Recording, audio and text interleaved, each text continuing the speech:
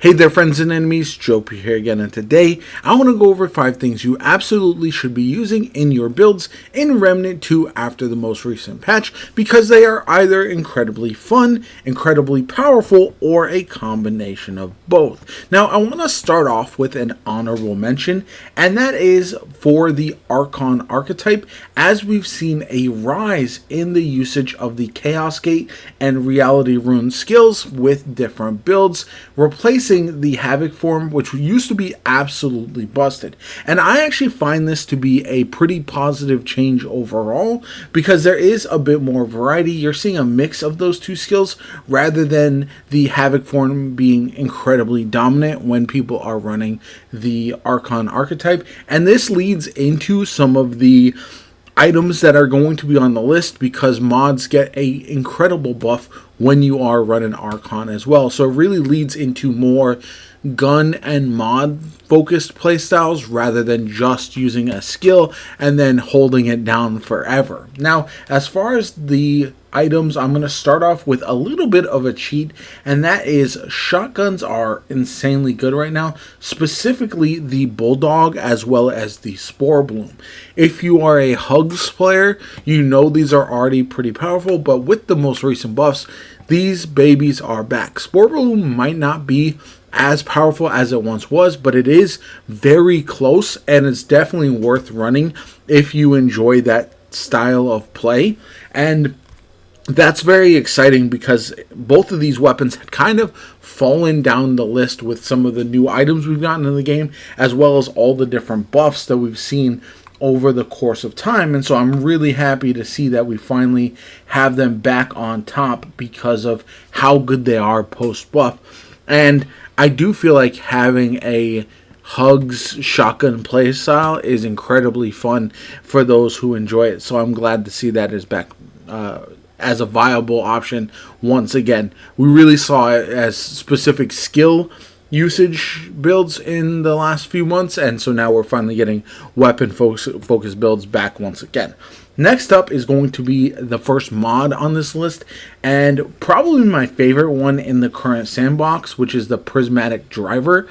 Being able to essentially shoot this thing forever is hilariously insane, and I just really enjoy it because of how powerful. I do feel like the explosions might be a bit bugged because of how powerful they are, but that being said, it is incredibly fun to use, so I'm not necessarily complaining. And yeah, it's definitely one of those that I'm glad to see it really strong, because it really hasn't gotten any usage. And that's where this list is so exciting for me, because so many of these items either had fallen off so they weren't used at all, or they'd fallen down the list so much that they were barely touched.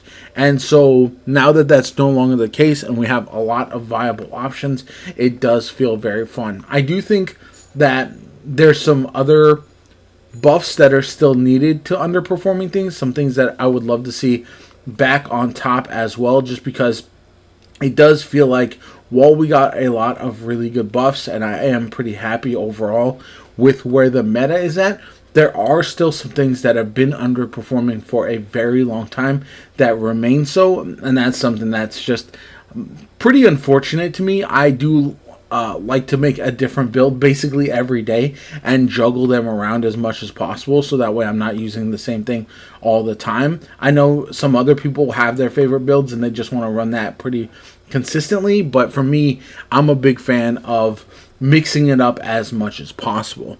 The next on the list is going to be another previously underperforming mod that I don't think I've ever seen in a build before the most recent buffs, and that is going to be the Astral Burst. This one is hilarious. It's basically a shotgun as a mod, so if you want to toss it on like the Tech 22 or the SMG, either of those can be really strong with this, and then you can still use the weapon as is. If you want, you can use it in a mod swap option, and both of those can be viable. But the Astral Burst, even at range, the problem at range is obviously the spread. It's not going to hit as many of its pellets, but against weaker enemies, it can still take them down very easily on Apocalypse difficulty, which I do like. And so this is one of those options that I'm really glad to see is powerful once again, just because I don't know if we've ever had an Astral Burst meta, and I did not honestly see it coming, so I'm really excited that that's one of the better picks on the list right now. The same goes for the Skewer 2.0.